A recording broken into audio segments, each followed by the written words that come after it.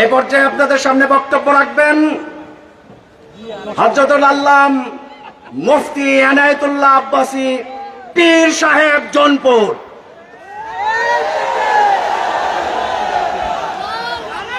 আলহামদুলিল্লাহি রাব্বিল আলামিন ওয়াসসালাতু ওয়াসসালামু আলা মুহাম্মাদিন সাল্লাল্লাহু আলাইহি ওয়াসাল্লাম নবিয়্যিল আমবিয়া ওয়াল মুরসালিন الذي أكمل الله به قصر النبوة أي ختم الله به النبوة وحكم لا نبي بعده وأعلن في القرآن بالبرهان أن محمدا صلى الله عليه وسلم خاتم النبيين والمرسلين قبل 15 سنة أما بعد সম্মানিত সভাপতি, ছাত্র জনতা, তৌহিদি জনতা, আপনাদের সকলকে ধন্যবাদ। সময় খুব সংকীর্ণ, কিছুক্ষণ পর মাগরিবের আজান হয়ে যাবে। নারায়ণগঞ্জে যে লোকটা বলতো খেলা হবে, যখন ডেট ফাইনাল হলো খেলোয়াড় পালায়ে গেল। আমি আরেকটি কথা বলবো, শুধুমাত্র ছাত্র জনতার আন্দোলনে এই অভ্যুত্থান হয় নাই। সুদীর্ঘ 15 বছর হেফাজতের নেতৃবৃন্দ কারাবরণ করেছে।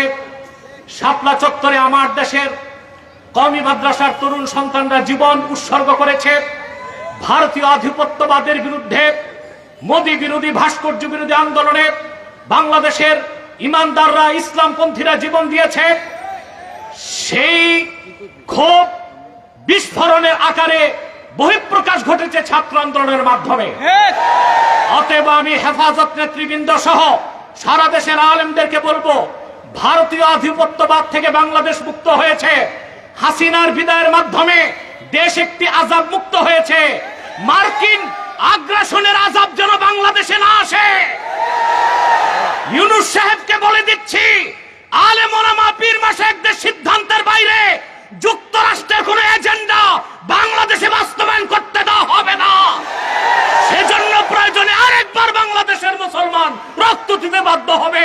ওয়া আখির দাওয়ানা আনিল হামদুলিল্লাহি রাব্বিল আলামিন ওয়াসসালামু আলাইকুম ওয়া রাহমাতুল্লাহ।